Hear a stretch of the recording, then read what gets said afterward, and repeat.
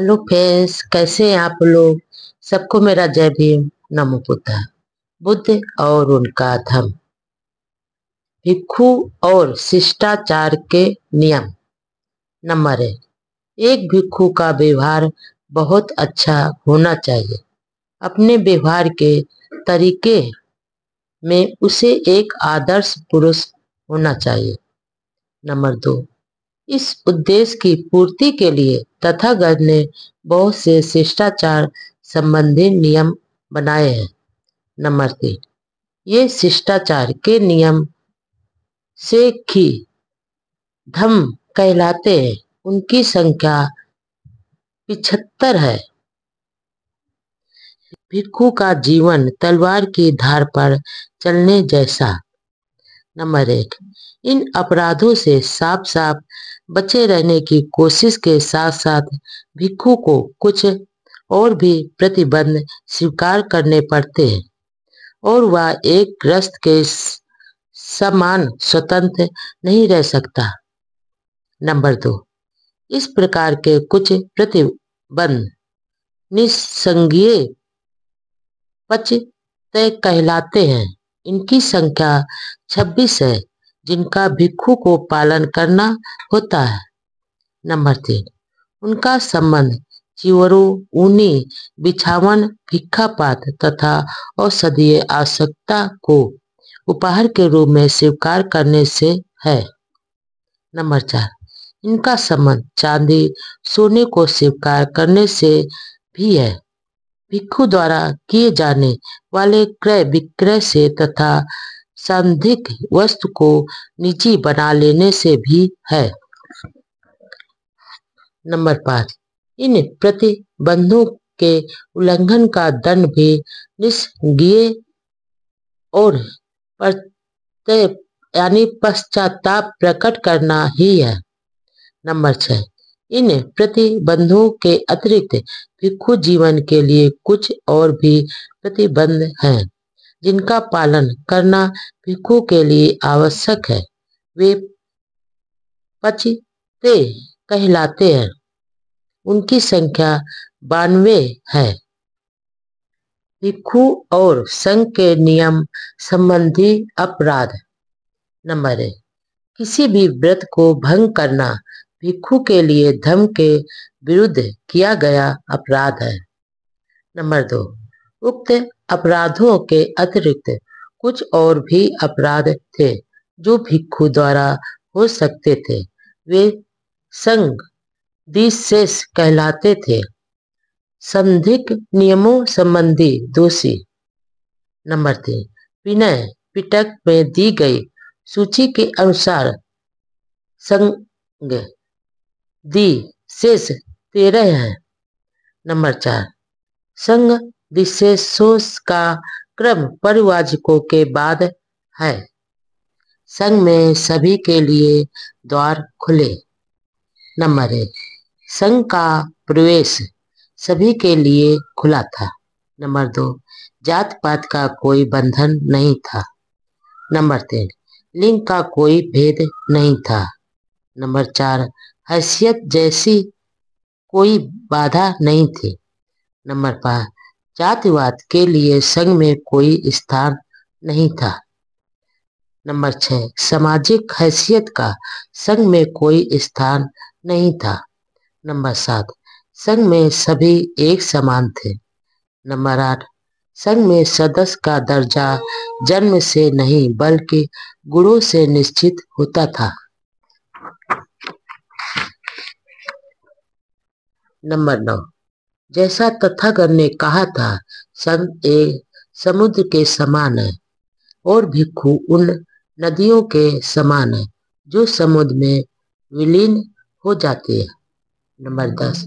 नदी का अपना अलग नाम होता है और अपना अलग अस्तित्व होता है। नंबर 11।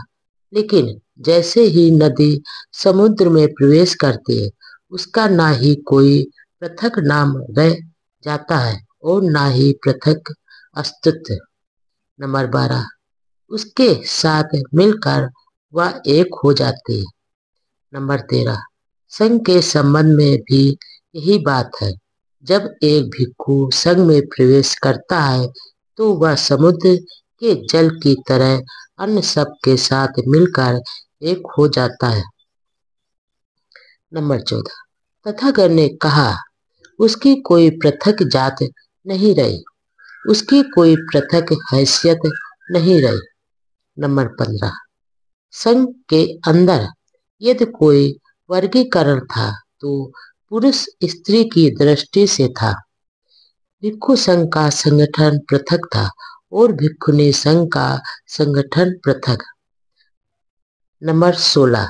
संघ में प्रवेश पाने वाले दो वर्गों में विभाजित थे, श्रामणेय तथा भिक्षु। नंबर 17। 20 वर्ष से कम आयु वाला कोई भी व्यक्ति श्रामणेय बन सकता था। नंबर 18। 30 शरण तथा 10 शीलों को ग्रहण करने से कोई भी बालक श्रामणेय बन सकता। नंबर 19। मैं बुद्ध की शरण ग्रहण करता हूँ, मैं धर्म की शरण ग्रहण करता हूँ तथा मैं संघ की शरण ग्रहण करता हूँ। ये 3 शरण हैं। नंबर 20।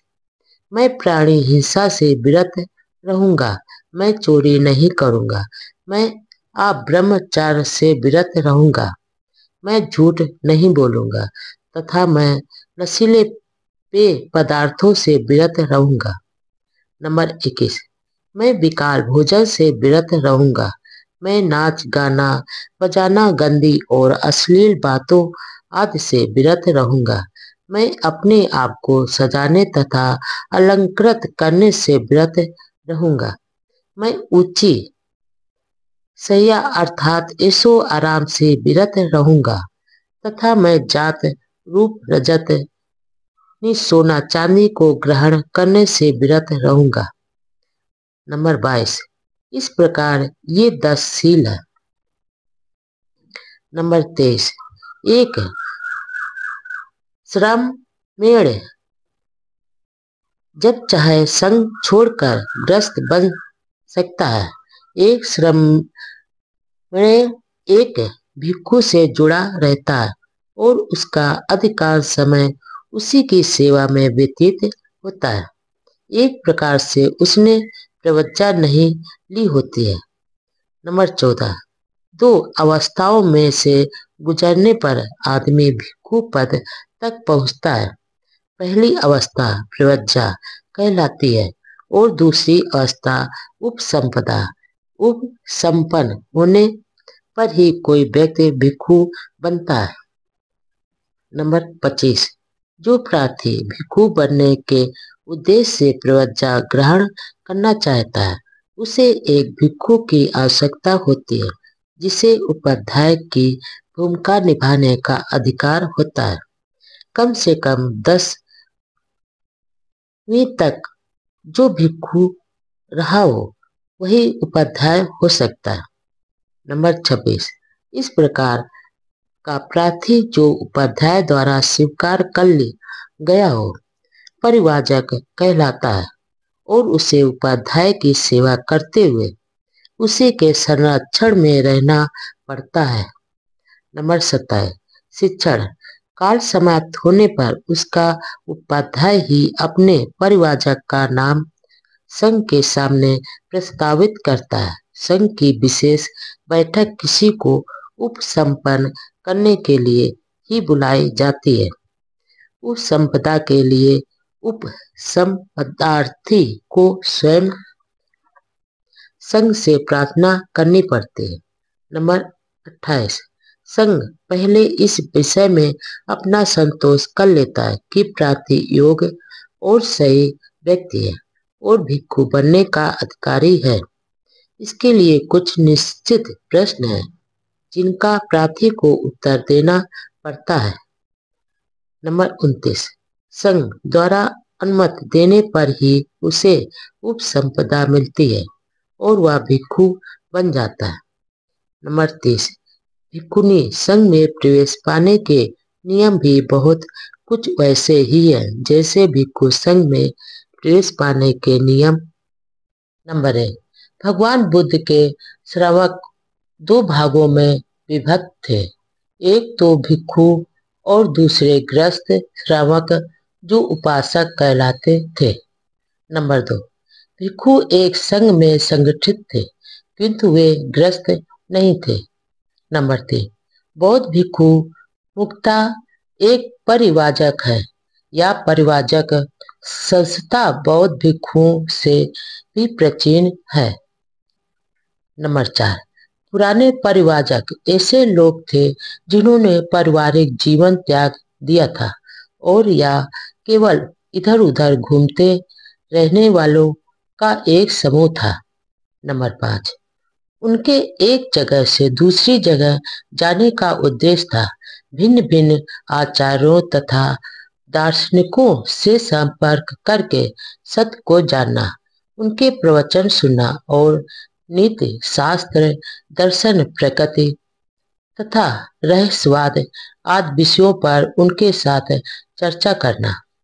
नंबर 6, कुछ पुराने ढंग के ऐसे परिवाचक भी थे जो एक आचार के अधीन तब तक रहते थे जब तक उनको कोई दूसरा आचार नहीं मिल जाता था।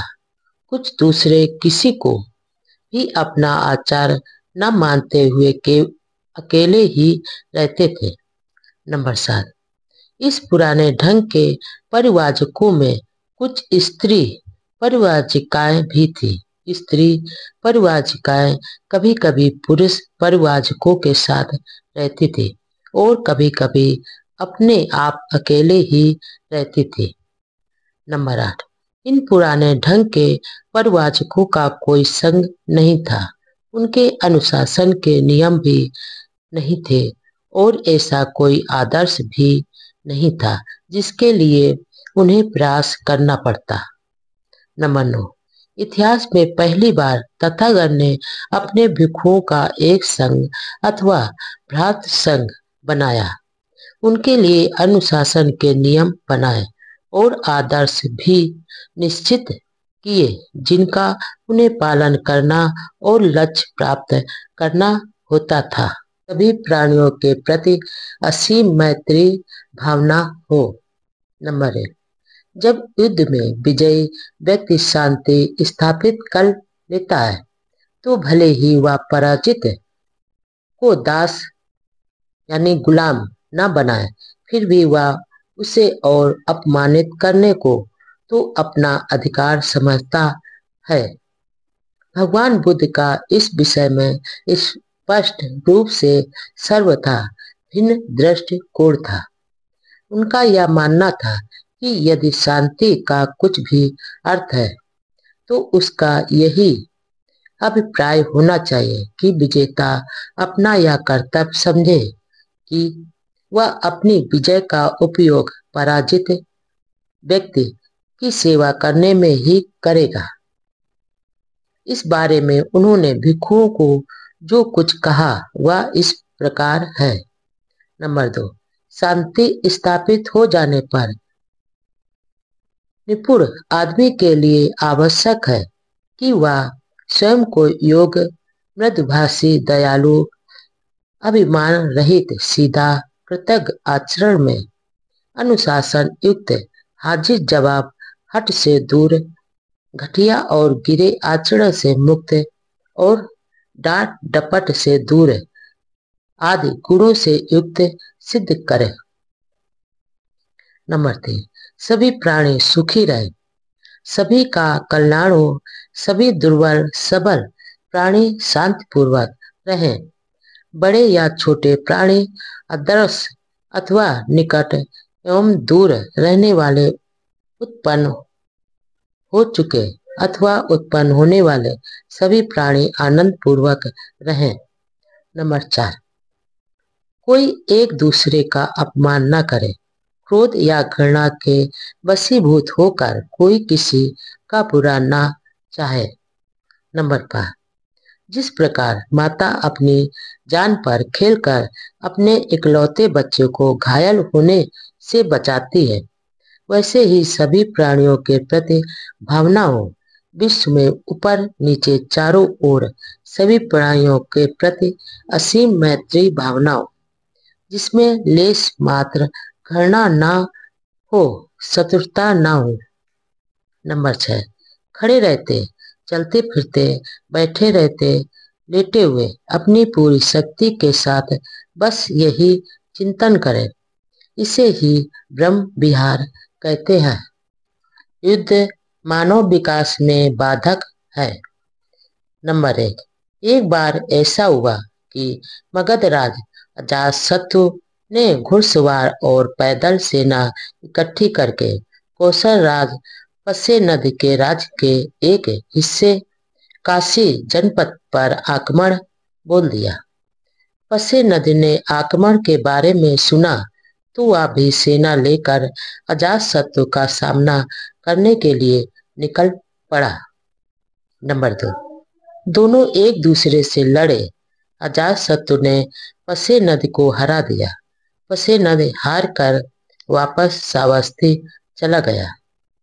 नंबर 3, जो भिक्षु श्रावस्ती नगर से भिक्षा प्राप्त करके लौट रहे थे, उन्होंने भगवान बुद्ध के पास आकर लड़ाई का तथा पसे नदी के हार का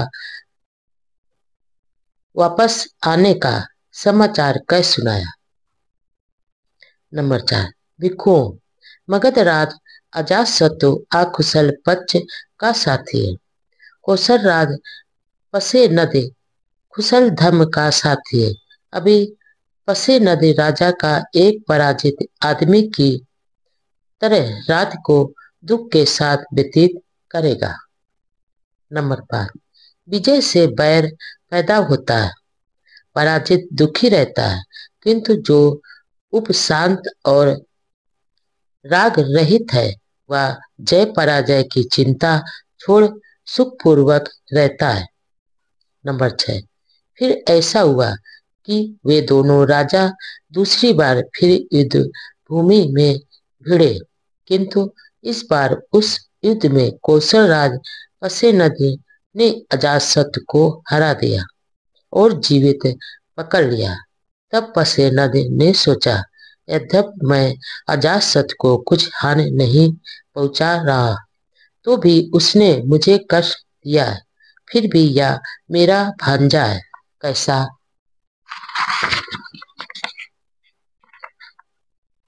रहेगा यदि मैं उसे जीवित छोड़ दूं, किंतु उसकी सारी सेना, हाथी घोड़े रथ और पैदल सेना को अपने अधिकार में ले लूं।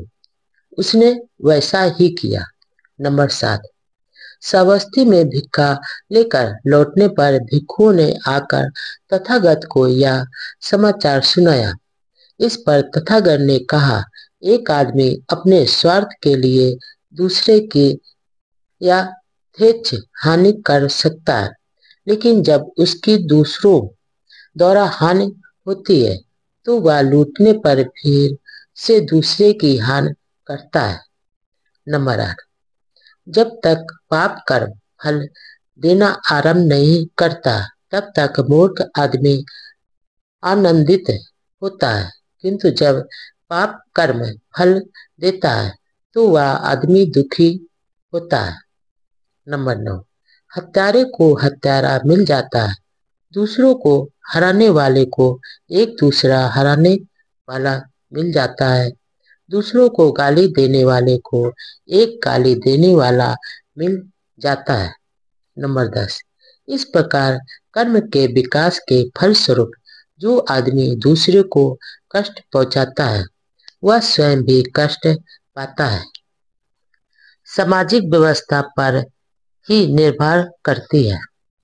नंबर 1, एक समय भगवान बुद्ध राजगृह में गृद्धकूट पर्वत पर ठहरे थे। नंबर 2, उस समय मगध राज वैदेही पुत्र अजातशत्रु बच्चियों पर आक्रमण करना चाहता था। उसने अपने मन में कहा, चाहे वे कितने भी शक्तिशाली क्यों न हो, मैं उन बच्चियों का समूल नाश कर दूंगा। मैं इन वज्जियों को बिल्कुल नष्ट कर डालूंगा। नंबर 3, अतः उसने मगध के प्रधानमंत्री वर्षकार ब्राह्मण को बुलाया और कहा, नंबर 4, ब्राह्मण, आओ, अब तुम भगवान बुद्ध के पास जाओ और मेरी ओर से उनके चरणों में अभिवादन करना। फिर उनका कुशल समाचार पूछना कि वे निरोग और स्वस्थ तो हैं और आनंद पूर्वक तो रह रहे हैं। नंबर 5, और जब उनसे कहना कि मगधराज वैदेही पुत्र अजातशत्रु वज्जियों पर आक्रमण करना चाहता है, चाहे वो कितने ही शक्तिशाली क्यों न हो, वह उन वज्जियों का सर्वनाश करके ही रहेगा। नंबर 6, ऐसा कहने पर तथागत जो कुछ भी कहें उसे ध्यानपूर्वक सुनना और आकर मुझे बताना, क्योंकि बुद्धों का कथन कभी असत्य नहीं होता। नंबर 7, वर्षकार ब्राह्मण ने राजा के वचनों को सुना और कहा, जैसा आप चाहते हैं वैसा ही होगा। अनेक सुंदर सुंदर रथ जितवाकर वह ग्रद्धकूट पर्वत पर जा पहुंचा। नंबर 8, वहां पहुंचकर वर्षकार ब्राह्मण ने तथागत को अभिवादन किया, उनका कुशल समाचार पूछा और राजा की आज्ञा के अनुसार मगधराज का संदेश तथागत को दिया। नंबर 9, उस समय आनंद महाथेर तथागत के पीछे खड़े थे। तथागत ने आनंद को संबोधित किया, आनंद, क्या तुमने सुना है कि वज्जीगण प्रायः अपनी सार्वजनिक बैठकें करते रहते हैं? नंबर 10, आनंद महाथेर ने उत्तर दिया, हाँ भगवान, मैंने ऐसा सुना है। नंबर 11, तथागत ने आगे कहा, आनंद, जब तक वज्जीगण अपनी सार्वजनिक बैठकें करते रहेंगे तब तक उनका पतन नहीं होगा बल्कि समृद्धि ही होगी। नंबर 12, आनंद, जब तक वज्जीगण मिलजुल कर व्यापक स्तर और समय पर सार्वजनिक बैठकें करते रहेंगे तब तक उनका पतन नहीं होगा बल्कि समृद्धि ही होगी। नंबर 13, आनंद, जब तक वे पूर्ण स्थापित नियमों के स्थान पर कुछ नया नहीं बनाएंगे, प्राचीन समय से चली आ रही वज्जियों की प्रथा के अनुसार कार्य करते रहेंगे। नंबर 14, जब तक वे अपने ज्येष्ठ वज्जियों का आदर सत्कार करते रहेंगे, उनकी आवश्यकताएं पूरी करते रहेंगे और उनकी बातों को महत्व देना अपना कर्तव्य समझते रहेंगे। नंबर 15, जब तक वे अपने वज्जी गण की किसी वज्जी लड़की या स्त्री को बलपूर्वक या अपहरण करके अपने पास नहीं रोकेंगे। नंबर 16, जब तक वज्जीगण अपने धर्म का आदर और पालन करते रहेंगे। नंबर 17, आनंद, तब तक वज्जियों की वृद्धि ही होती रहेगी, उनका पतन नहीं होगा और कोई उनका नाश भी नहीं कर सकता। नंबर 18, संक्षेप में भगवान बुद्ध ने कहा कि जब तक वज्जीगण प्रजातंत्र में विश्वास करते हैं और प्रजातात्मिक ढंग से कार्य करते हैं तब तक उनके गणराज को कोई खतरा नहीं है। नंबर 19, तब तथागत ने वर्षकार को इस प्रकार संबोधित करते हुए कहा। नंबर 20, हे ब्राह्मण, जब एक बार मैं वैशाली में ठहरा हुआ था तब मैंने वज्जियों को ये कल्याणकारी बातें सिखाई थी। नंबर 21, ब्राह्मण बोला, तो हम वज्जियों के कल्याण की ही आशा कर सकते हैं और नत्य कि नहीं, जब तक वे इन शिक्षाओं का पालन करते हैं।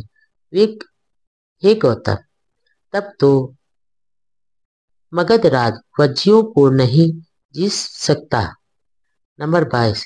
इस प्रकार वर्षकार ब्राह्मण तथागत के वचन सुन अपने आसन से उठकर राजगृह वापस लौट गया, जहां उसने मगधराज को यह सब कह सुनाया जो उसने तथागत से सुना था। में यदि राजा सदाचारी है तो उसकी प्रजा भी सदाचारी होगी। नंबर 1। एक बार भगवान बुद्ध ने भिक्षुओं को संबोधित करते हुए कहा। नंबर 2। भिक्षुओं, जब राजा दुराचारी हो जाते हैं तो उनके मंत्रीगण और अधिकारीगण भी दुराचारी हो जाते हैं। जब मंत्रीगण और अधिकारीगण दुराचारी हो जाते हैं तो ब्राह्मण और गृहपति भी दुराचारी हो जाते हैं। जब ब्राह्मण और गृहपति दुराचारी हो जाते हैं तो नगर और गांव के लोग भी दुराचारी हो जाते हैं। नंबर 3। लेकिन भिक्षुओं, जब राजा सदाचारी होते हैं तो उनके मंत्रीगण और अधिकारीगण भी सदाचारी होते हैं। जब मंत्रीगण और अधिकारी सदाचारी होते हैं तो ब्राह्मण और गृहपति भी सदाचारी हो जाते हैं। जब ब्राह्मण गृहपति सदाचारी होते हैं तो नगरों के नागरिक और ग्रामीण लोग भी सदाचारी हो जाते हैं। नंबर 4। जब गाय नदी पार कर रही होती है, जब यदि बूढ़ा बैल गलत रास्ते पर चल देता है तो उसका अनुकरण करती हुई सब गायें भी गलत पथ पर चल देती है। इसी प्रकार आदमियों में जब मुखिया कुटिल होता है तो अन्य लोग भी कुटिल हो जाते हैं। नंबर 5। इसी प्रकार जब राजा पथभ्रष्ट होता है तो समस्त राज्य दुखी होता है। जब गाय नदी पार करती हो और बैल सीधा जाए तो सभी गायें भी उसका अनुकरण करते हुए सीधी जाती है, क्योंकि उसका मार्ग सीधा होता है। इसी प्रकार आदमियों में जो मुखिया होता है, यदि वह सन्मार्गी होता है तो दूसरे भी सदाचारी होते हैं। जब राजा धार्मिक होता है तो सारा राज्य सुखी रहता है। में सामाजिक राजनीतिक प्रश्नों पर धम्मोपदेश। राजकुमारों की कृपा पर निर्भर मत रहो। साधन संपन्न लोगों की कृपा की आस मत रखो। नंबर 1। एक बार भगवान बुद्ध राजगृह में क्यूनाराम में कलंगदक निवाप में ठहरे हुए थे। नंबर 2। उस समय राजकुमार अजातशत्रु द्वारा देवदत्त का समर्थन किया जा रहा था, जो भगवान बुद्ध का विरोधी बन गया था। नंबर 3।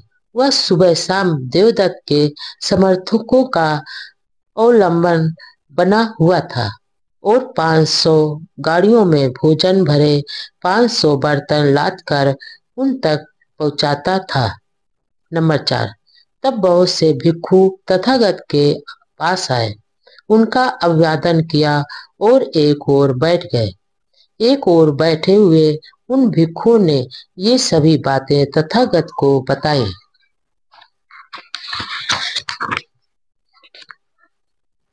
नंबर 5। तब तथागत ने भिक्षुओं को संबोधित करते हुए कहा, भिक्षुओं, राजाओं के लाभ सत्कार कृपा और खुशामद की इच्छा मत करो। जब तक भिक्षुओं अजातशत्रु 500 गाड़ियों में भोजन भरे 500 बर्तन लाद लाद कर देवदत्त के समर्थकों तक सुबह शाम पहुंचाता है, तब तक इसमें देवदत्त की हानि की अपेक्षा की जानी चाहिए, आने वाले अच्छे समय की नहीं। नंबर 6। भिक्षुओं, यदि कोई किसी पागल कुत्ते की नाक तक कलेजी के टुकड़े को ले जाए तो वह कुत्ता और भी अधिक पागल हो जाएगा। इसी प्रकार भिक्षु जब तक अजात शत्रु द्वारा देवदत्त का समर्थन किया जाता है, तब तक इसमें देवदत्त की हानि ही है, लाभ नहीं। भिक्षुओं, राजाओं से मिलने वाले लाभ सत्कार, अनुग्रह और चापलूसी आदि भयानक होते हैं। नंबर 7, वे शांति प्राप्ति के मार्ग की बहुत ही कटु दुखद बाधाएं हैं। नंबर 8, इसलिए भिक्षुओं, तुम्हें अभ्यास करना चाहिए कि जब हमें राजाओं से लाभ सत्कार कृपा और खुशामद और भेंट मिलेगी, हम उन्हें स्वीकार करेंगे, और जब वह सिर पर आ ही पड़े तो वे हमें जकड़ नहीं पाएंगे। हमारे हृदय में उनका कोई स्थान नहीं होगा और वे हमें राजकुमारों का गुलाम नहीं बना सकेंगे। पवित्र जीवन क्या है? नंबर 1, एक बार जब भगवान बुद्ध चरखा कर रहे थे, उन्होंने अपने व्यवहार के अनुसार साथ में चल रहे भिक्षुओं को इस प्रकार उपदेश दिया। नंबर 2, भिक्षुओं, यह पवित्र जीवन लोगों को ठगने के लिए नहीं है, ना ही उनकी कृपा लाभ प्रशंसा प्राप्त करने के लिए है, ना ही विवाद की स्थिति में परेशानियों से उबरने के लिए उनका अनुग्रह प्राप्त करने के लिए है, ना ही यह इच्छा करने के लिए कि लोग जान जाएंगे कि यह अमुक है। इस पवित्र जीवन में इस प्रकार अभ्यास किया जाता है कि शरीर और वाणी को संयत रखा जाए, आश्रयों को दूर किया जाए तथा राग से विमुक्त और तृष्णा का क्षय किया जाए। स्नान से नहीं, धम्म से शरीर स्वच्छ व निर्मल होता है। नंबर 1, एक बार भगवान बुद्ध श्रावस्ती में विहार कर रहे थे। उस समय संगारव ब्राह्मण ही वहीं रह रहा था। वह पानी से शुद्धि मानने वाला था और पानी से शुद्धि का अभ्यास करता था। प्रायः रात दिन स्नान करना ही उसकी आदत बन गई थी। नंबर 2, अब पूज्य भंते आनंद प्रातःकाल चीवर धारण कर अपना पात्र चीवर साथ ले श्रावस्ती में भिक्षाटन के लिए निकले। श्रावस्ती में भिक्षा ग्रहण करके भोजन कर चुकने के बाद लौटकर आनंद महाथेर तथागत के पास पहुंचे, अभिवादन किया और एक ओर बैठ गए। इस प्रकार बैठे हुए आनंद महाथेर ने कहा। नंबर 3, भगवान, यहाँ श्रावस्ती में संगारव नाम का एक ब्राह्मण रहता है। वह पानी से शुद्धि में विश्वास रखता है और पानी से शुद्धि का अभ्यास करता है। रात दिन अधिकांश समय स्नान करना उसकी आदत बन गई है। भगवान, अच्छा हो यदि आप संगारव ब्राह्मण पर अनुकंपा करके उससे भेंट करने चले। नंबर 4, तथागत ने मौन रहकर अपनी स्वीकृति दी। नंबर 5, दूसरे दिन प्रातःकाल तथागत अपना चीवर पहन पात्र चीवर साथ ले संगारव ब्राह्मण के घर जा पहुंचे। वहां पहुंचकर वे अपने लिए बिछाए गए आसन पर बैठ गए। नंबर 6, संगारव ब्राह्मण तब तथागत के पास आया और उनका अभिवादन करके एवं कुशल क्षेम पूछकर एक ओर बैठ गया। नंबर 7, इस प्रकार उसके बैठ जाने पर संगारव ब्राह्मण से तथागत ने पूछा, ब्राह्मण, जैसा लोग कहते हैं, क्या यह सच है कि तुम जल से शुद्धि में विश्वास रखते हो, पानी से शुद्धि का अभ्यास करते रहते हो और रात दिन अधिकांश समय स्नान करना तुम्हारी आदत बन गई है? नंबर 8, श्रमण गौतम, हाँ, यह सच है। नंबर 9। ब्राह्मण, किस लाभ की आशा में तुम इस प्रकार रात दिन स्नान करते रहने का अभ्यास करते हो? नंबर 10। श्रमण गौतम, यह इस तरह है कि दिन में मुझसे जो कुछ भी पाप कर्म होता है, मैं उसे उसी दिन सायंकाल स्नान द्वारा धो डालता हूँ। रात में मुझसे जो भी पाप कर्म होता है, उसे मैं अगले दिन प्रातःकाल उठते ही स्नान करके धो डालता हूँ। इस प्रकार रात दिन स्नान आदि करते रहने में मुझे यही लाभ दिखाई देता है। नंबर 11। तब तथागत ने कहा। नंबर 12। धम्म ही वह जल स्रोत है जो स्वच्छ है और निर्मल है। नंबर 13। यहाँ जब जनश्रुतियों के ज्ञाता स्नान करने आते हैं तो उनका प्रत्येक अंग शुद्ध हो जाता है तथा वे दूसरे तट पर चले जाते हैं। नंबर 14। तथागत के ऐसा कहने पर संगारोह ब्राह्मण बोला, श्रमण गौतम, यह अद्भुत है। आज से जीवन पर्याप्त आप मुझे अपना उपासक स्वीकार करें। मैं आपकी शरण में आता हूँ। भोजन नहीं, पवित्र कर्मों का महत्व है। नंबर 1। आमगंध नाम का एक ब्राह्मण तपस्वी अपने शिष्यों के साथ हिमालय में रहता था। नंबर 2। वे ना तो मछली और ना ही मांस खाते थे। प्रतिवर्ष वे कुछ नमक खटाई की खोज में अपने आश्रम से नीचे उतरकर बस्ती में आते थे। गांव के लोग उनका आदरपूर्वक स्वागत करते थे और 4 महीने तक लगातार उनका आतिथ्य करते थे। नंबर 3। तब एक बार भिक्षुओं सहित भगवान बुद्ध भी उसी गांव में आए तो लोग तथागत का धम्मोपदेश सुनकर उनके श्रवक बन गए। नंबर 4। सदा की भांति उस वर्ष तपस्वी आमगंध और उसके शिष्य भी उस गांव में आए, किंतु गांव के लोगों ने उसी उत्साह से उनका स्वागत नहीं किया। नंबर 5। आमगंध को यह जानकर निराशा हुई कि तथागत ने मछली और मांस के भोजन का निषेध नहीं किया। इस बात की पुष्टि करने के लिए वह श्रावस्ती के जेतवन बिहार पहुंचा, जहां उस समय तथागत विराजमान थे। वह बोला। नंबर 6। बाजरा, फलियां और फल खाने योग्य पत्ते और जड़ें, किसी भी लता पर लगने वाले फल उचित ढंग से प्राप्त की गई इन चीजों को जो भी सदाचारी खाता है, वह सुख भोग के लिए झूठ नहीं बोलता। नंबर 7। आप दूसरों के द्वारा दिए गए तथा अच्छी तरह से पकाए गए स्वादिष्ट, शुद्ध और उत्तम भोजन को ग्रहण करते हैं।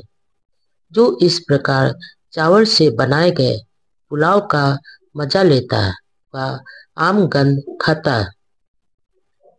आप पक्षी के मांस के साथ पका हुआ बढ़िया चावल खाते हैं और कहते हैं कि मुझ पर आमगंध का दोष लागू नहीं होता। नंबर 8। मैं आपसे इसका अर्थ जानना चाहता हूँ कि आपका यह आमगंध किस तरह का है। नंबर 9। तथागत ने उत्तर दिया, जीव हिंसा करना, पीटना, काटना, बांधना, चुराना, झूठ बोलना, ठगना, धोखा देना, अनुपयोगी ज्ञान तथा व्यभिचार, ये आम गंध है, मांस का खाना नहीं। नंबर 10। इस संसार में जो व्यक्ति इंद्रिय विषयों में असंयत होते हैं, अच्छी लगने वाली वस्तुओं के प्रति लोभी होते हैं, अपवित्र कार्यों में लिप्त होते हैं, कुटिल होते हैं, नाशवादी विचार के होते हैं, अनुकरणीय नहीं होते, ऐसा होना ही आम गंध है, मांस खाना नहीं। नंबर 11, इस संसार में जो लोग कठोर होते हैं, चुगलखोर होते हैं, विश्वासघाती होते हैं, निर्दयी होते हैं, अहंकारी होते हैं, अनुदार होते हैं तथा किसी को कुछ भी ना देने वाले होते हैं, ऐसा होना ही आम गंध है, मांस खाना नहीं। नंबर 12, क्रोध, अभिमान, दुराग्रह, विरोधी भाव, ठगी, ईर्ष्या, सेखी बघारना, अधिक अहंकार, कुसंगत या आम गंध है, मांस का खाना नहीं। नंबर 13, जो दुष्शील होते हैं, कर्ज को लौटाते नहीं है, दूसरे की झूठी निंदा करते हैं, ढोंगी होते हैं, जो इस संसार में निकृष्टतम होते हैं तथा इस प्रकार के दुष्कर्म करते हैं, यही आम गंध है, मांस का भोजन नहीं। नंबर 14, जो लोग संसार में दूसरों के प्रति असंयत होते हैं, जो दूसरों को हानि पहुंचाने में लगे रहते हैं, दूसरों की वस्तुएं छीन लेते हैं, दुष्शील होते हैं, निर्दयी होते हैं, कठोर होते हैं तथा अनादर करने वाले होते हैं, ऐसा होना ही आम गंध है, मांस भोजन नहीं। नंबर 15, जो लोभ या द्वेष के कारण प्राणियों पर आक्रमण करते हैं तथा सदैव कुकर्म करने के लिए तत्पर रहते हैं, वे मरणातर अंधकार में जाते हैं और सिर के बल नरक में गिरते हैं, ऐसा होना ही आम गंध है, मांस भोजन नहीं। नंबर 16, मछली तथा मांस भोजन से विरत रहने से, नंगे रहने से, सिर मुड़ाने से, जटाएं रखने से, भभूत रमाने से, मृग छाल धारण करने से, अग्नि में आहुति देने से, अमृत प्राप्त के निमित्त विभिन्न प्रकार की तपस्याएं करने से, जादू टोने से, बलि चढ़ाने से और ऋतु के अनुसार पूजा पाठ करने से आदमी की तब तक शुद्धि नहीं हो सकती जब तक उसके संदेह यानी भी चिकित्सा दूर नहीं होते। नंबर 17, संयत इंद्रिय हैं, जागरूक है।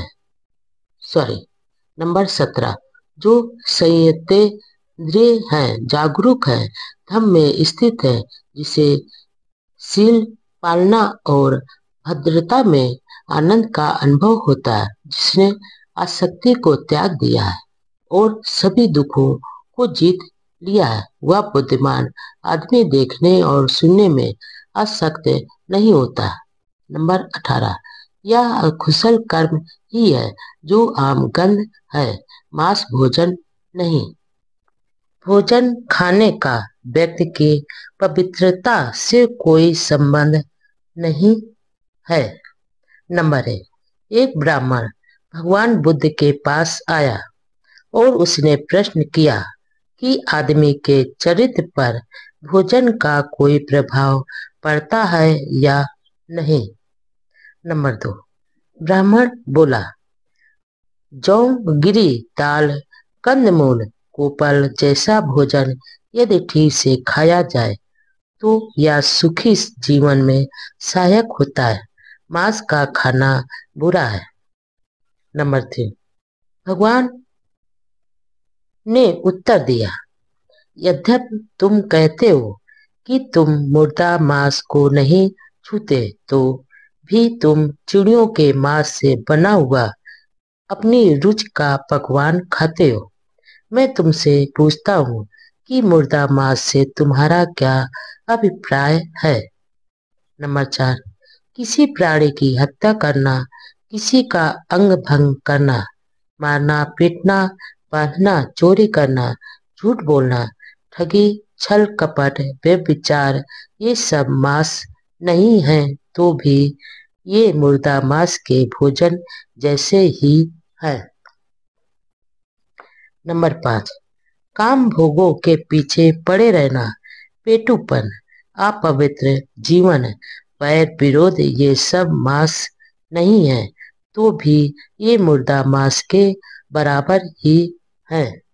नंबर 6, चुगली, निर्दयता, विश्वासघात, अत्यधिक अभिमान तथा घटिया कंजूसपन ये सब मांस नहीं है, तो भी ये मुर्दा मांस के बराबर है। नंबर 7, क्रोध, अहंकार, विद्रोह, चालाकी, ईर्ष्या, डींग हाँकना, अहंकार, कुसंगत ये सब मांस नहीं है, तो भी ये मुर्दा मांस के बराबर है। नंबर 8, हीन जीवन, झूठी निंदा, छल कपट, धोखाधड़ी, चालबाज की युक्ति, बदनामी ये सब मांस नहीं है, तो भी ये मुर्दा मांस के बराबर है। नंबर 9, भावावेश में हत्या तथा चोरी करना ये अपराध सर्वनाश से भरे हैं और नरक के द्वार है। ये मांस नहीं है, तो भी ये मुर्दा मांस के बराबर है। नंबर 10, न ही मांस और मच्छी आहार के त्याग से, न ही नग्न रहने से, न ही चोटी रखने से, न ही मुंडे रहने से, न ही मृग छाल पहनने से, न ही अग्नि पूजा से, न ही भविष्य के सुख के लिए तपस्या करने से, न ही धोने से, न ही यज्ञ हवन से और न ही धार्मिक अनुष्ठान से वह व्यक्ति स्वच्छ हो सकता है, जिसमें संदेह भी चिकित्सा है। नंबर 11, अपनी इंद्रियों को संयत रखो, अपने ऊपर काबू रखो, सत्य का पालन करो और दयावान रहो। जो शांत पुरुष सब बंधनों को तोड़ देता है और सब बुराइयों को समाप्त कर लेता है, वह सब कुछ देख सुनकर भी निष्कलंक अनासक्त रहता है। नंबर 12, तथागत से इस ऊंचे त्राण यानी रक्षा करने वाले सत्य धर्म की देशना सुनकर ब्राह्मण ने मुर्दा मांस की निंदा की और सभी बुराइयों का परित्याग करके तथागत के समक्ष विनम्रता पूर्वक झुककर वही प्रवज्जा हेतु याचना की। ईश्वर से प्रार्थनाएं और याचनाएं करना बेकार है। नंबर 1, एक बार भगवान बुद्ध ने वह सेठ से बातचीत करते हुए कहा। नंबर 2, यदि यह अचिरवती नदी ऊपर तक लबालब भरी हो और एक आदमी जिसे नदी के दूसरे तट पर काम हो वह आए और इसे पार करना चाहे। नंबर 3, और किनारे पर खड़ा होकर वह दूसरे किनारे का आवाहन करे, हे उधर के किनारे इस ओर आओ, हे उधर के किनारे इधर आओ। नंबर 4, हे वाह सेठ, तुम क्या समझते हो कि आदमी के प्रार्थना करने से और आवाहन करने से, आशा करने से, स्तुति करने से क्या वह दूसरा किनारा उधर से इधर चला आएगा? नंबर 5, ठीक इसी प्रकार वह सेठ 3 वेदों के जानकर ब्राह्मण उन गुणों के अभ्यास को छोड़कर जो वास्तव में किसी को सच्चा ब्राह्मण बनाते हैं और उन 2 गुणों का अभ्यास करके जो व्यक्ति को अब्राह्मण बनाते हैं, ऐसी प्रार्थनाएं करें। नंबर 6, हे इंद्र, हम तेरा आवाहन करते हैं, हे ब्रह्मा, हम तेरा आवाहन करते हैं, हे ईशान, हम तेरा आवाहन करते हैं, हे प्रजापति, हम तेरा आवाहन करते हैं, हे ब्रह्म, हम आवाहन करते हैं, आवाहन करते हैं, आवाहन करते हैं। नंबर 7, वह सेठ वास्तव में ऐसी प्रार्थना ऐसा आह्वान, ऐसी आशा और ऐसी स्तुति करने के कारण ये ब्राह्मण अपनी मृत्यु के बाद क्या ब्रह्मा में लीन हो जाएंगे। निश्चय से इन कारणों से ऐसा हो ही नहीं सकता। मृत्यु के बाद के जीवन की चिंता व्यर्थ है। नंबर 1। एक बार पूज्य भिक्षु महाकश्यप तथा भंते सारपुत्र वाराणसी के पास ऋषि पतन के मृग दाव में ठहरे हुए थे। नंबर 2। भंते सारपुत्र शाम के समय ध्यानावस्था से उठकर भंते महाकश्यप के पास गए और एक ओर बैठ गए। नंबर 3। इस प्रकार बैठे हुए सारपुत्र ने भंते महाकश्यप से कहा, कश्यप, क्या तथागत व्रत के पश्चात रहते हैं? नंबर 4। भगवान बुद्ध ने यह व्यक्त नहीं किया कि तथागत व्रत के बाद रहते हैं। नंबर 5। तब क्या तथागत व्रत के बाद रहते भी हैं और नहीं भी रहते हैं? नंबर 6। भगवान बुद्ध ने यह भी व्यक्त नहीं किया कि तथागत रहते भी हैं और नहीं भी रहते हैं। नंबर 7। तो क्या तथागत मृत्यु के बाद नहीं भी रहते? भगवान बुद्ध ने यह भी व्यक्त नहीं किया है। नंबर 8। किंतु तथागत ने इसे अव्यक्त क्यों रखा? नंबर 9। यह एक ऐसा प्रश्न है जिसका मानवता के लाभ से अथवा श्रेष्ठ जीवन के आरंभिक सिद्धांत से कोई भी संबंध नहीं है। इससे न ही पूर्ण प्रज्ञा और न ही निर्वाण प्राप्त किया जा सकता। यही कारण है कि तथागत ने इसे अव्यक्त रखा है। जीवन में सम्यक दृष्टि का प्रथम स्थान क्यों है? नंबर 1। अष्टांगिक मार्ग में सम्यक दृष्टि श्रेष्ठतम है। नंबर 2। सम्यक दृष्टि श्रेष्ठ जीवन के प्रत्येक अंग की भूमिका है, चाबी है और ज्ञान का बोध कराती है। नंबर 3। और सम्यक दृष्टि यानी प्रज्ञा की जानकारी का न होना सभी बुराइयों की जड़ है।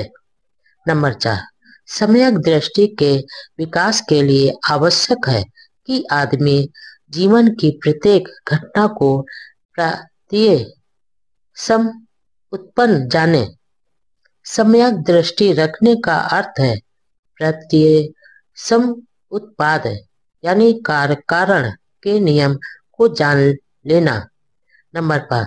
भिक्षु, जो कोई भी व्यक्ति मिथ्या दृष्टि रखता है, मिथ्या संकल्प रखता है, मिथ्या वाणी रखता है, मिथ्या जीविका रखता है, मिथ्या प्रयास करता है, मिथ्या स्मृति तथा मिथ्या चिंतन करता है, जिसका ज्ञान और विमुक्ति मिथ्या रहती है, उसका हर कार्य, उसका हर वचन, उसका हर विचार इस प्रकार मिथ्या दृष्टि से किया गया कर्म एवं परिणाम, उसकी हर आकांक्षा, उसका हर निश्चय, उसकी हर गतिविधि, ये सभी चीजें उसे ऐसी स्थिति की ओर ले जाती है जो कि अरुचिकर होती है, प्रसन्नता रहित होती है, घृणास्पद होती है, अलाभप्रद तथा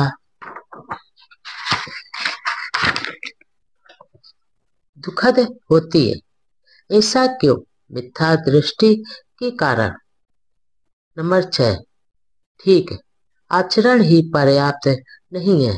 एक छोटे बालक का आचरण ठीक हो सकता है, किंतु इसका यह अर्थ नहीं कि उसे ठीक आचरण का ज्ञान है। ठीक आचरण के लिए ठीक आचरण का ज्ञान आवश्यक है। नंबर 7। आनंद, किसे अर्थात भिक्षु कहा जा सकता है? अर्थात भिक्षु से ही कहा जा सकता है जिसने पूर्ण ज्ञान प्राप्त कर लिया कि विवेक से क्या संभव और विवेक के अभाव में क्या असंभव है। 5 बंधन। नंबर 1।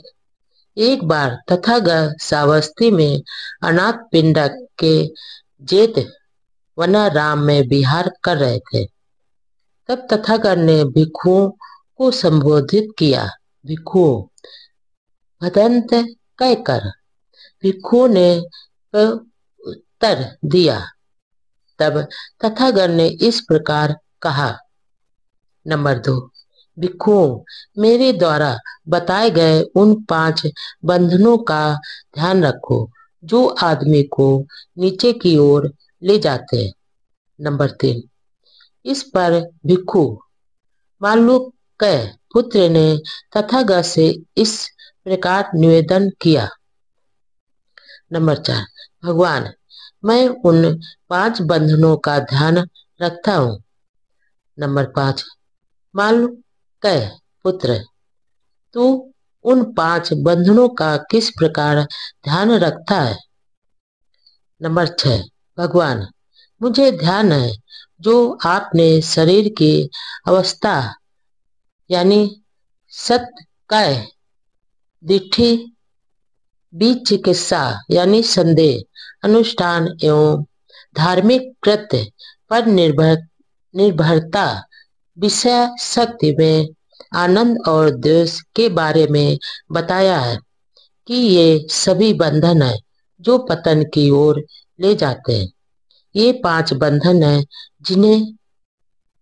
जिनके बारे में मैं जागरूक रहता हूँ। नंबर 7। मालूक्य पुत्र, ये 5 बंधन किसके लिए बताए गए। क्या तू इन 5 बंधनों को ध्यान में रखता है। क्या दूसरे मतों के अनुयायी छोटे बालक की उपमा देकर भत्सना के लिए तुझे ऐसा नहीं कहेंगे।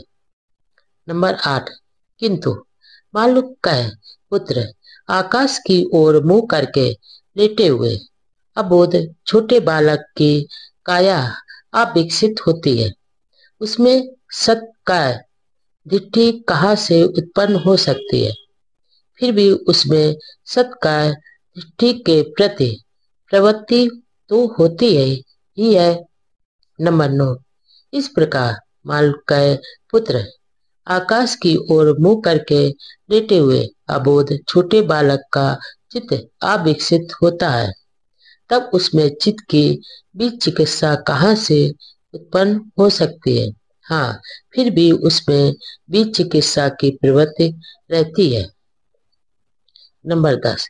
इसी प्रकार मालूक्य पुत्र, इस अवस्था में उसका शील युक्त आचरण नहीं हो सकता। तब उसमें शील व्रत यानी अनुष्ठान एवं धार्मिक कृत्य पर निर्भरता कहाँ से आएगी। फिर भी उसमें शील व्रत संबंधी निर्भरता की प्रवृत्ति रहती है। नंबर 11। इसी प्रकार मालूक्य पुत्र, उस अबोध बालक में कोई कामासक्ति नहीं होती है। तब उसमें कामासक्ति की इच्छा कहाँ से आएगी। किंतु फिर भी उसमें भी कामासक्ति की प्रवृत्ति रहती है। नंबर 12। इसी प्रकार मालूक्य पुत्र, उस अबोध बालक के लिए अभी प्राणियों का अस्तित्व ही नहीं है। तब उसके मन में प्राणियों के प्रति द्वेष कहाँ से आएगा। हाँ, फिर भी उसमें द्वेष की प्रवृत्ति तो रहती ही है। नंबर 13। अब क्या मालूक्य पुत्र, दूसरे मतों के अनुयायी छोटे अबोध बालक की उपमा देकर तेरी भर्त्सना नहीं करेंगे। नंबर 14। जब यह कहा जा चुका तो महाथेर ने तथागत से निवेदन किया। सुगत, अब आपके लिए विश्राम करने का समय है। सुगत, अब आपके लिए विश्राम करने का समय है। श्रेष्ठ जीवन राग द्वेष से मुक्त हो जाना। नंबर 1, एक बार राध फिर तथागत के पास आकर तथागत को अभिवादन कर एक ओर बैठ गए। इस प्रकार बैठे हुए राध थिर ने तथागत से निवेदन किया, भगवान कृपा करके बताएं कि निर्वाण किस लिए है। नंबर 2, भगवान बुद्ध ने उत्तर दिया, निर्वाण का अर्थ है राग द्वेष से मुक्त हो जाना। नंबर 3, लेकिन भगवान निर्वाण का उद्देश्य क्या है। नंबर 4, राध श्रेष्ठ जीवन जीना ही निर्वाण है, निर्वाण ही लक्ष्य है, निर्वाण प्राप्त ही उद्देश्य है। निर्वाण क्या है। नंबर 1, एक बार भगवान बुद्ध सावस्ती में अनाथ पिंडक के जेत वनाराम में विहार कर रहे थे। वहीं पर भंते सारपुत्र भी ठहरे हुए थे। नंबर 2, तथागत ने भिक्षुओं को संबोधित करते हुए कहा, भिक्षुओं, तुम्हें धम्म का दायाद यानी उत्तराधिकारी बनना चाहिए, भौतिक वस्तुओं का नहीं, क्योंकि मेरे मन में तुम सब के लिए अनुकंपा है। इसलिए धर्मानुसार मैं चाहता हूं कि तुम ऐसे ही बनो। नंबर 3, इतना कहकर तथागत उठे और अपनी कुटी में चले गए। नंबर 4, भंते सारपुत्र पीछे रह गए। भिक्षु ने सारपुत्र से प्रार्थना की कि वह बताएं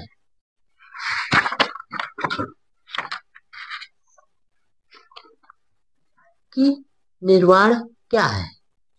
नंबर 5, तब सारपुत्र ने भिक्षु को उत्तर देते हुए कहा, भिक्षु, तुम जानते हो कि लोभ आकुशल धम्म है, द्वेष आकुशल धम्म है।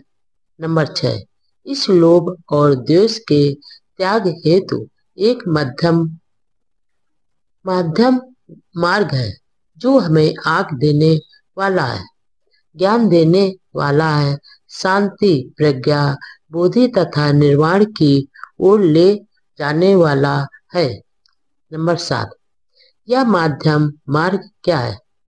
यह और कुछ नहीं, केवल अष्टांगिक मार्ग है, जैसे सम्यक दृष्टि, सम्यक संकल्प, सम्यक वाणी, सम्यक कर्मात, सम्यक आजीविका, सम्यक व्यायाम, सम्यक प्रयास, सम्यक स्मृति तथा सम्यक समाधि।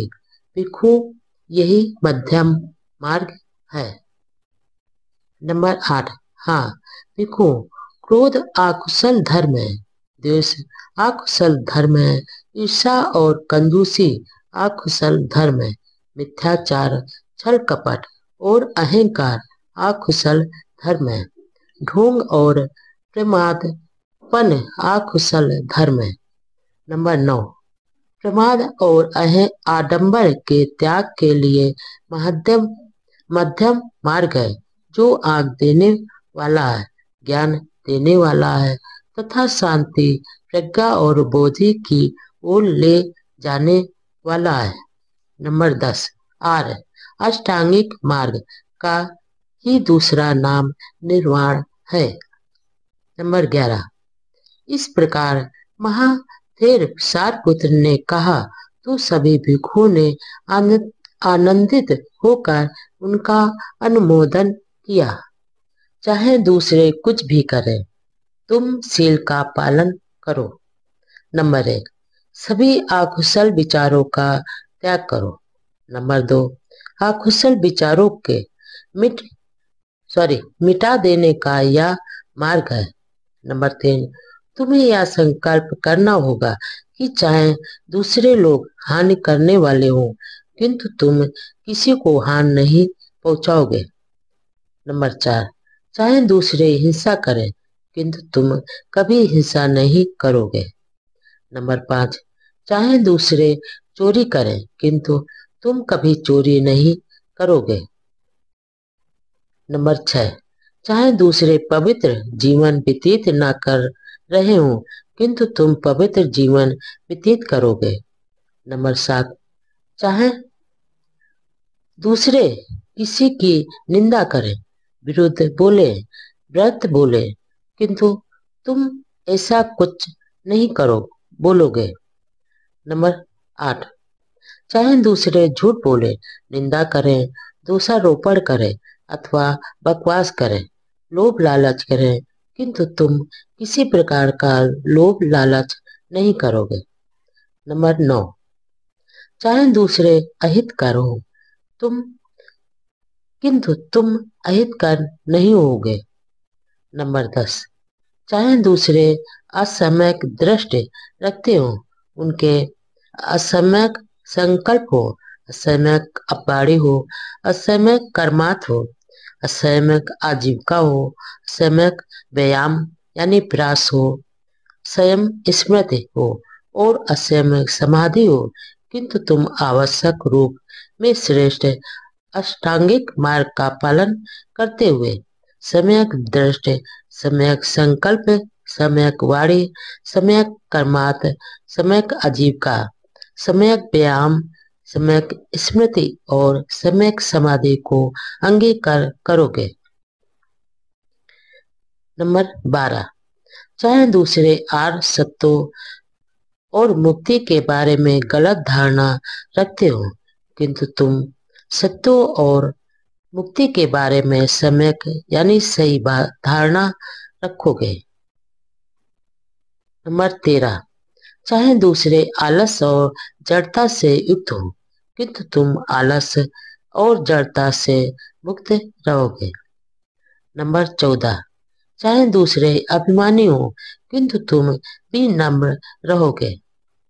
नंबर 15, चाहे दूसरे भी चिकित्सा युक्त संदेह युक्त हो, किंतु तुम भी चिकित्सा मुक्त रहोगे। नंबर 16, चाहे दूसरे क्रोधी हो, दुष्ट हो, देशी हो, ईर्ष्यालु हो, कंजूस हो, लोभी हो, ढोंगी हो, ठग हो, वंचक हो, उदंड हो, दुशासी हो, किसी नीति के मानने वाले न हो, अशिक्षित हो, जड़ हो, भ्रमित हो तथा अज्ञा हो, तुम इस सब के विपरीत सही रहोगे। सन्मार्ग पर चलने के लिए किसी साथी की प्रतीक्षा आवश्यक नहीं। यदि अच्छा साथी नहीं मिले तो सन्मार्ग पर अकेले चलो। नंबर 1, जिस प्रकार हाथी युद्ध में धनुष से छोड़े गए बाणों को सहन करता है, उसी प्रकार मुझे दुष्टों के दुर्वचनों को सहन करना चाहिए, क्योंकि संसार में दुःशीलों की कमी नहीं है। नंबर 2, हाथी को प्रशिक्षित करके उसे युद्ध में ले जाया जाता है। प्रशिक्षित यानी पालतू हाथी की पीठ पर राजा बैठता है, इसलिए प्राणियों में वही प्रशिक्षित यानी शांत व्यक्ति है, जिसे कोई कटु वचन विचलित नहीं करता। नंबर 3, प्रशिक्षित खच्चर अच्छे होते हैं। सिंधु नस्ल के प्रशिक्षित श्रेष्ठ अश्व अच्छे होते हैं। प्रशिक्षित बलशाली हाथी अच्छा होता है। स्वयं संयत व्यक्ति सभी प्राणियों में श्रेष्ठ होता है। नंबर 4, ऐसे श्रेष्ठ वाहन भी हमें निर्वाण पथ पर आगे ले जाने में सहायक नहीं हो सकते। हम स्वयं निर्भर, स्वयं संयत होकर ही निर्वाण पथ पर अग्रसर हो सकते हैं। नंबर 5, आप प्रमाद में रहकर आनंद प्राप्त करो। अपनी स्मृति के प्रति जागरूक रहो, कभी प्रमाद मत करो। स्वयं को कुपथ से हटाकर सुपथ पर लाओ, जैसे हाथी को दलदल से निकाल रहे हो। नंबर 6, यदि तुम यदि तुम्हें कोई श्रेष्ठ, दृढ़, बुद्धिमान साथी मिल जाए तो अपनी सभी चिंताओं को छोड़कर उसके साथ प्रसन्नता पूर्वक विचरण करो। नंबर 7, यदि तुम्हें कोई श्रेष्ठ, दृढ़, बुद्धिमान साथी नहीं मिले तो जिस प्रकार शत्रु द्वारा पीछा किए जाने पर राजा सीमा को छोड़कर चला जाता है, उसी प्रकार तुम भी जंगल में अकेले विचरण कर रहे हाथी की तरह एकांत में चले जाओ। नंबर 8, एकांत का जीवन उत्तम है। मूर्खों का साथ अच्छा नहीं हो सकता। अकेले रहो, कोई पाप कर्म मत करो, अल्प असक्ताओं के साथ अकेले रहो। जिस प्रकार जंगल में बलशाली हाथी अकेला विचरण करता है,